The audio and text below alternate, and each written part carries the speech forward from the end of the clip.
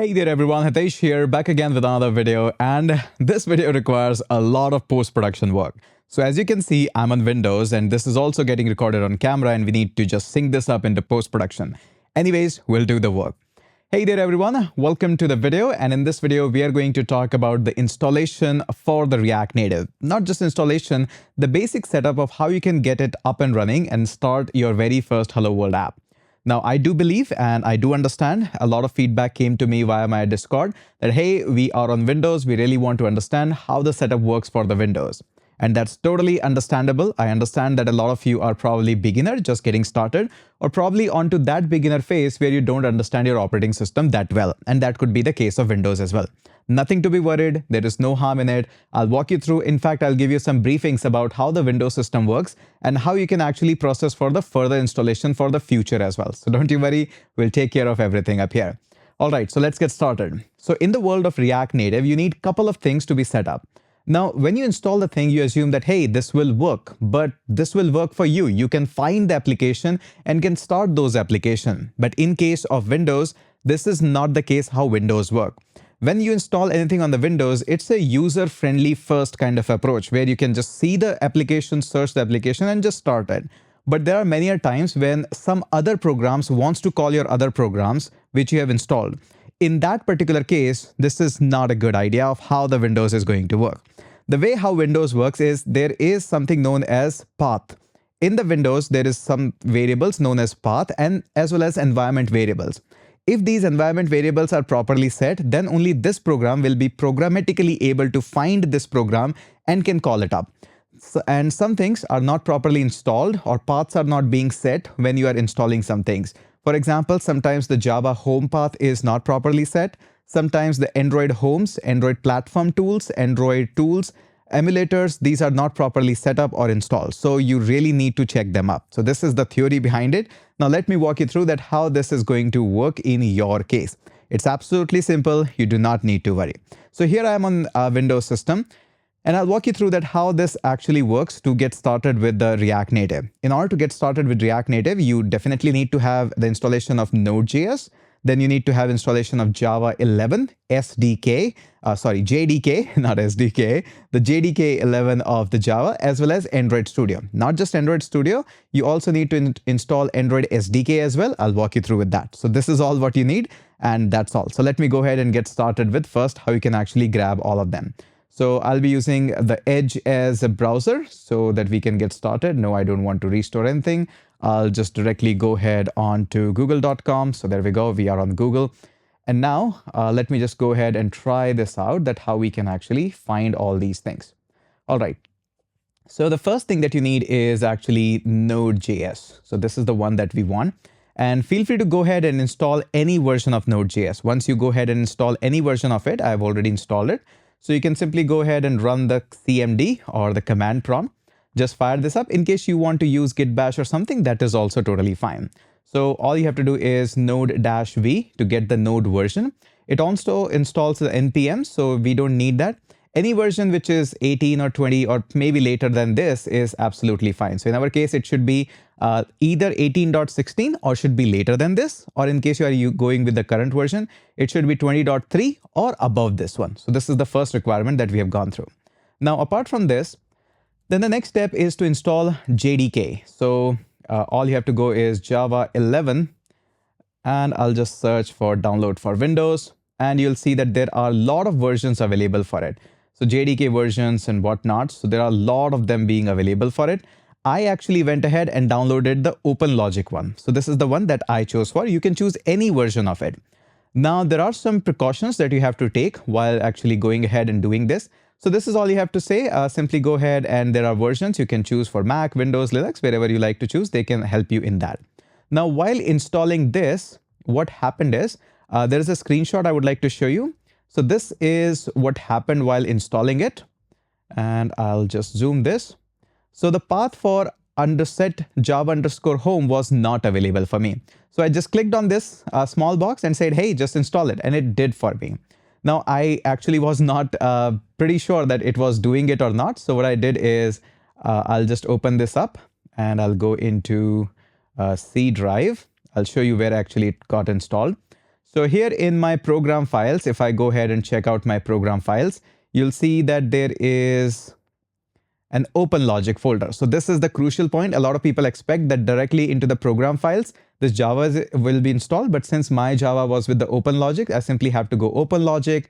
Then whatever the folder is, I have to go into this one and then simply go ahead and choose the bin folder where all the files are being kept.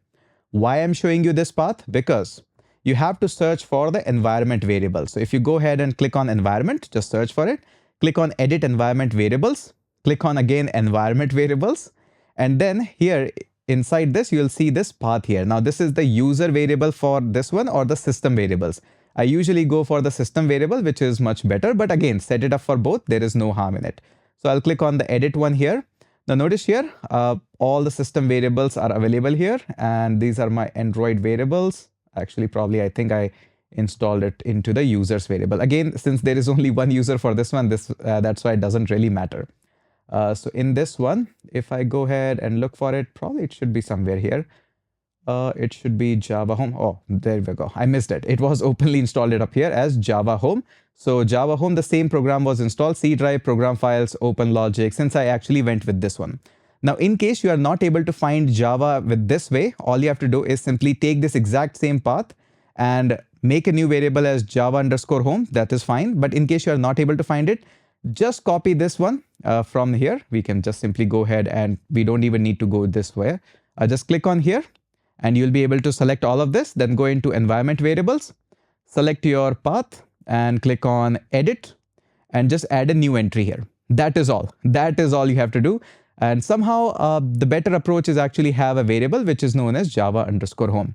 The advantage of this is that I can ask for a Java version. So we can just go ahead and Java-version, I guess that's the command. There we go. So as long as I'm able to get this Java-version, my Open JDK system will actually say that, hey, Java is properly installed. This is really the crucial part. So somehow, no matter where you are installing or wherever you are getting your Java, maybe from OpenLogic, maybe from other ones, the whole idea is there should be a Java_home here. There should be a Java_home here is. Both of them are absolutely fine. Or in case this is not working for you, go ahead and add it into the path. Absolutely simple. Just click on edit. Once you click on edit, just click on the new. It will ask you to allow you to copy and paste here. That is all. All right. So this is the first step. Now we'll come back onto the environment variables in a minute again, but I'll just go back here. Now let's also go ahead and give you one more thing. Another set of instruction that you need, or another set of tools, not instruction, is Android Studio. Now, don't you get scared with the Android Studio? No, don't do that. It's actually super easy. We won't be using Android Studio that much of heavily. We just need one emulator, or if you have your real device, you can connect that one as well. But before connecting that real device, you need once this installation of Android Studio to be complete. This is simply just because there are some SDK tools which are required to actually interact with your phone and your code part as well. So that is why it is 100% compulsory to install it at least once. Keep it in your system. This will not bog you down into the system because these are just files which are installing some binaries for you. As long as we are not firing it up, it doesn't get loaded to the RAM, so it doesn't affect your computer performance. Just keeping file in your computer doesn't affect anything. Once you run it, then it consumes the memory. Basic 101 of operating system. So just click up here and it will allow you to simply download this one. So just click on the download Android Studio wherever you get this. Now we won't be getting the SDK tools from here because Android Studio actually packs them up everything. We don't need to actually go through that. We just need to find it. That is the most important thing. And how to find it, I'll show you that. Don't you worry. Now let's go ahead and fire up Android Studio and show you that how actually I did all of this. So I'll just go ahead and fire up my Android Studio. Now, please don't mind if my computer's fans start to running. This happens a couple of times. Now, this is my Android Studio. You don't need to create any project. Just click on this. And we need to worry about two things, SDK Manager and Virtual Device Manager. First, go into SDK Manager. And here in the Android SDK Manager, make sure that the Android API 34 and the Android 13 Tiramisu, these are both installed. So this is Android 34 and 33. Why 33? Because maybe later on the time, you might be watching this video later on, you need to install at least 2 versions of Android Studio. The 34 is still cutting edge at the time of recording the video. It's the most latest one. And maybe there are cases that your React Native apps might not be that much compatible to it as of now. So install one lower version also, just to keep it safe side. And when I was running this application in the Windows system, I actually couldn't run it on 34, so I had to install 33. It was given to me in error messages, but I understand a lot of people don't understand the error messages or don't even read it. That's okay. Now, notice here one more thing. Here in the top, it says Android SDK location. It says C:users, then the username, the name of the laptop, then app data, local, Android, and SDK. This is where the SDK is installed. We will be using this. This is super important. Then in the SDK tools, make sure that the SDK build is installed. Then the SDK command line tools are important. This is really, really important. And then emulator and these things might be automatically installed. Also make sure that Google Play license is also installed. Now again, this is all into the users and all of this. This is file where we can find this.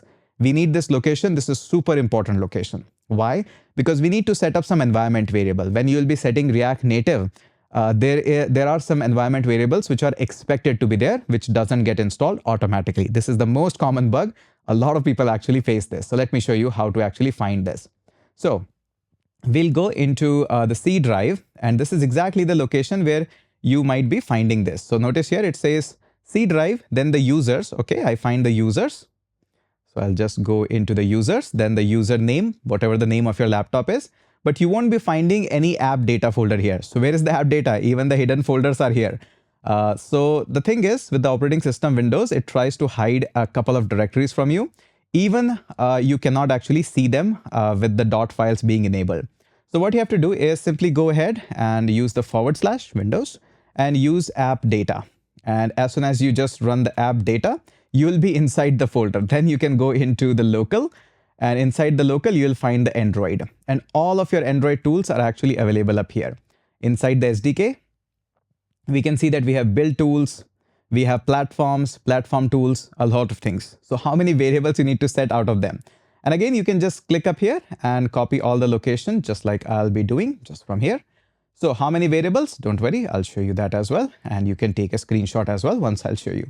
So I'll go up here. I need environment variables and edit environment variables. And again, I'll show you the path.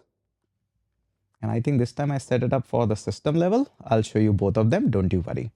I'll click on edit. So notice here, I actually set up the Android SDK. So this is the path, which is really, really important. Your React Native application will be looking forward for it. Also, then the SDK platform tools. This is required to actually connect with your emulator. And I'll not talk about the Flutter bin in this case. There is a separate video for that one as well. But these two are important, most important one. But actually, I went ahead and set up all these paths, which are important, that I have set up for the user level. But I should have been setting these up into the system level. I'll do that. But you can also do this. So here are all the paths that are important for you. So the SDK, then the platform tools, then the emulator, then the tools, and the tools bin. A lot of things like ADB, which actually detects all of your devices and all these things, which later on I'll be sharing in the screen or in the videos, or I have already done that. So make sure you actually get this, take a screenshot of this. You need to set all these paths. These are really, really important. Do not skip any one of them. Now, once you have done this, all of this, then you'll be able to actually do all of this thing. And now your setup is properly complete. All right, I hope you actually get that properly. All you need to do now is you can just go on to closing this, and we can start an emulator. So you can just simply go ahead and click on Virtual Device Manager, and you'll be able to just run a virtual device. Now, this is going to take a little bit of the spin on my fans, but I'll still run this one. So this one takes a little time. This laptop is not the fastest one. This is a bit old of a laptop, but still it does it fine. Now you can run all of your React Native apps directly up here, or you can simply just use a real mobile device. That's totally okay. Now I'll just close all of this, but still my emulator will be up and running, I guess, hopefully, if we are lucky there. Okay, by the time this actually starts working or starts freezing, whatever is it's in the mind, I'll just go ahead and open up my CMD again to fire up the new commands. So I'll just open this. I'll be going on to desktop, and from desktop we'll be going /app, do a quick dir, and a couple of folders and structures are there. We'll be creating a new one. So creating a new file is super easy. We'll be saying npx, which is a node package executor. We'll be saying react-native, and then we have to say init, and then simply new project. or new app. Let's just go ahead and hit an enter. And this is going to take some time. Yeah, this is crucial. Probably I accidentally closed this one. Shouldn't have done that. All right, let me fire up the Android Studio again so that we can actually have all of this. Android Studio. Too much of the workload for a Windows machine, which is not even the latest one. So Virtual Device Manager. And we'll be firing this up again. This time I'll not stop this one. I'll keep it running in the background. I hope some of you can actually hear the fan noise. That's common for Windows. Or we can just trash this one, or we can start a new Android device as well, but we'll keep it there. We'll keep it running for a while. A few moments later. All right, so we can see that the app is running also. Emulator took some time, but it's finally up and running. And now we can simply go into this folder and run the command npx react native run android. So let's go ahead and do that. I can do this from my code editor as well, but it's just the same thing. So let's go into this device, which is what we called as new app. All right, once we are in the new app, I can see in the dir that all the files and folders, especially my package.json file, is available here. That means I can run the command, which is simply npx. And then I have to simply, and by the way, in case you forgot this command, this actually gives you up here. So npx react native run android. Pretty simple, but in case you forget that, it happens with everyone. Npx react dash native. I'll just move it a little bit above so that everybody can see it loud and clear. Npx react native run dash android. Let's hit an enter. And this one is going to take some time because obviously it starts the first app and you have to press A here to run it on the Android. Now, since our paths were properly set, you don't need to create a locale.properties file and all of that. In case your path for platform tools, SDK, ADB, and all of that are properly set, you don't need to create any locale.properties file. But in the later on videos, you're going to see that I have created some locale.properties file, because I was a little lazy to have these paths being set. So I just simply, every time I was creating a locale file, I found that as a little bit easier. So notice here that it says, hey, already the server is running and whatnot. So probably there are some servers and stuff. So let me check the terminal. Again, where is my other terminal? There we go. So it's configuring the project 33%. We need to wait a little so that it actually builds the project. The first time only is a little bit time consuming and all of that. So we have got some errors as well. Let me just check. All right, so there are some issues up here. Okay, node watcher issues. Shouldn't be bothering that much because we are still configuring it. I'll just try to run it one more time. I'll just wait for a few seconds till it figure out and do at least all the configuration. So that actually I can find what the error is, or if there is no error, it is properly able to install it or not. So I'll just wait for a little bit while here. All right, so there was no problem at all, and it was able to just install my application. There we go. Nice and fine, but unable to load the script. So at least the application got loaded. So that's totally fine and okay. All we have to do in this case is simply say npm install. So this will happen to you. Sometimes reinstallation of the libraries and everything are common things. This happens quite a lot.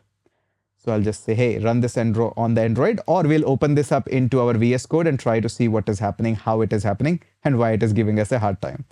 A common thing that happens. All right, so I press the A. It's trying to install it. All right, this time it's looking much more promising. And it happens to you as well. Just install it. Fresh npm install never hurts. The next day. All right, as we can see, our app is fresh and is installed upon the system, and it's running on Windows system as well. And this is exactly you have to do whenever you are every time you just run the app. Now it's all just plug and play. The first time when the app actually loads or just gets a build, it takes time. After this, the hot reload kicks in and you'll be able to see all the changes in the real time. And even you can plug in your real devices and all of that. It works absolutely fine. There is no problem at all.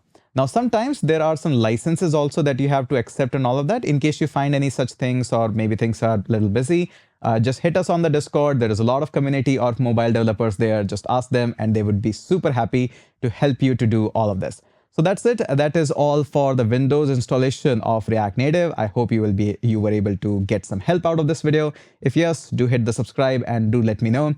It takes a lot of effort to record these videos, so do subscribe us and thank you so much.